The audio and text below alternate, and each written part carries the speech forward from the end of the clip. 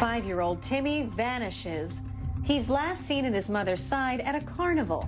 That's the story Michelle Ledzinski tells in 1991. Now, 25 years later, Mom Michelle is on trial for Timmy's murder. The evidence will show that it was his mother, the very person who brought him into this world, took him out. The cold case got hot last year when Michelle's niece, Timmy's babysitter, said she recognized a blue blanket found near the boy's body 11 months later. She told police she used that blanket when she snuggled up with him. You're going to hear from Jennifer Blair that she recognized this blanket supposedly 20 years later. Michelle's lawyers say the niece can't be trusted. They claim she abused drugs and that the two women had clashed. Prosecutors say Michelle's words, behavior, and the new evidence all prove she killed her son. Now the dirty blue blanket is at the center of this case. Timmy, in fact, was one of the first missing children to appear on a milk carton way back in 1991. But since then, Michelle moved to Florida. She had 2 more children. Back with Yodit, Spirit, Troy, and Pat. And the key witness in is Michelle's niece, the one who identified the so-called dirty blue blanket. But these two, as you heard in that tape, had a fairly nefarious relationship. Troy, would that figure into your defense? Absolutely. I mean, this is first of all, 25-year-old cases are very hard to prove. Memories fade. She was 14 at the time, this niece, and now she's saying, oh, that's the blue blanket. I can't even remember what I had for dinner last night, Dr. Drew, but let alone a blanket that she hasn't seen for 20, 25 years, and she happened to be a heroin addict. Well, Pat, give me more about Mom's history. And by the way, I'm not sure I want Troy defending me anymore if you can't remember what we had for dinner, but go ahead. What else do you know about Mom?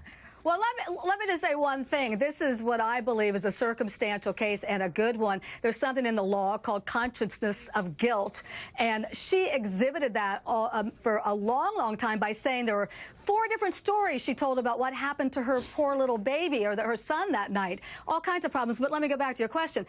She was 23 when the child went missing. She was a high school dropout. She had an alcoholic parent. There was divorce in the family. She's had trouble with the law herself. She faked being kidnapped, get this, by the FBI. She did probation for that. She also stole a computer. She did probation for that. So she has a, let's just say, slightly nefarious past herself. All right, so we got a heroin addict. Is she in recovery, do we know, Pat, the niece? Do we know that? Do we have that detail? She did go to recovery at that time. She left the recovery at some point. At where she stands now in terms of sobriety, I don't know. I will remind people, for opiate addiction, Spirit backed me up on this, on average takes 6 to 8 treatments. Yes. Yeah, just to get 1 year of sobriety under your belt. But all right, continuous sobriety. Usually they do pretty well after that. Now, in 1991, before the son's body had been found, Michelle said this to the media, quote, everyone is waiting to see a grieving mother on TV break down, crying, hysterical, because the public, they thrive on that stuff, but I'm not going to do it. Spirit, weird, right? Just weird. The entire case is weird, Dr. Drew, and you're never going to see her do that because she lacks sympathy. And the idea that she's been able to move on and have 2 other children and have no sympathy, no desire to talk about the whereabouts or how this thing has turned out, it's just a tragedy. Yodit, Spirit and I just getting too worked up about the quality of the mothering here, that we just see a bad mom and a bad sort of a person with lack of empathy? No, I mean, when you look at it in an isolated way,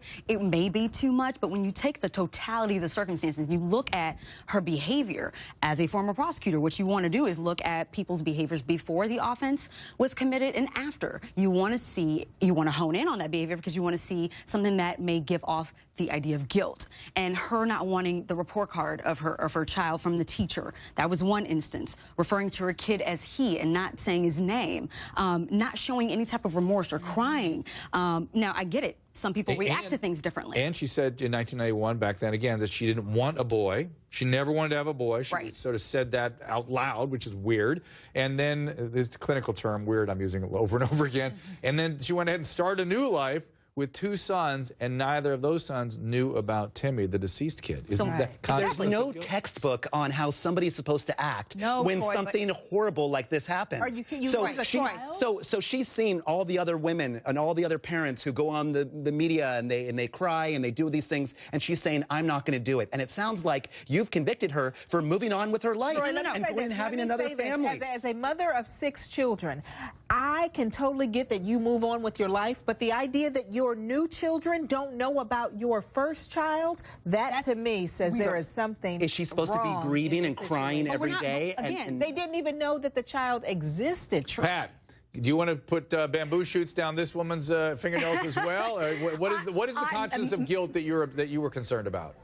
Well, I mean, you just put the whole thing together. I mean, let's go back to telling the authorities 4 different stories.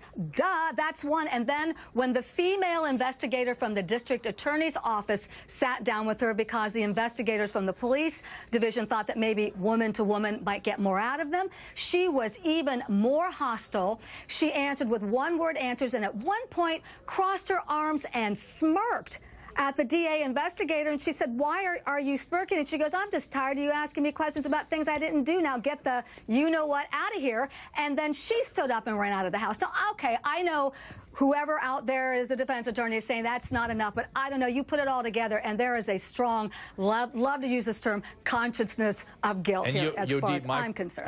Pat, I get what you're saying, and Yodit, my question would be even more specific, more pointed, which would be, all right, so she has a personality disorder or something that makes her hostile and aggressive and unempathetic. Would you take this case? Would you go after this? Would you go prosecute this one? And based on the blue blanket, too. That's the other thing. That's the new thing. Is this blanket appears, and suddenly there's another case. I think there's a reason to look into the case again. I'm not sure if they actually have a strong case, only because all they have that's new since 25 years ago is this blanket. DNA evidence, though, is big. They never said anything about DNA. Yeah. All they said was, this is the blanket that she, back in 1991, said she didn't recognize, and all of a sudden now the niece is saying, no, that blanket is the one that I used to cuddle with him with. So, and the mom says, no, I didn't know what that blanket was. So that's the only thing that they have that's new. I'll tell you, I don't Drew, think that's strong enough. I want to defend this case if all they have is this blue blanket. I want to take this case to trial so that way I get an acquittal. Do you figure that's all they have? They must have a... Really? I think that's all they have. It seems like that's their smoking gun. Well, it gets them back in the courtroom. Is that what they want? They just want to be back in the courtroom so they can open this thing all up again? No, what you want to do is use that blanket as a reason to investigate the offense or the crime again. You don't necessarily take this thing to trial with just a blanket. Got it. Got it. All right. Next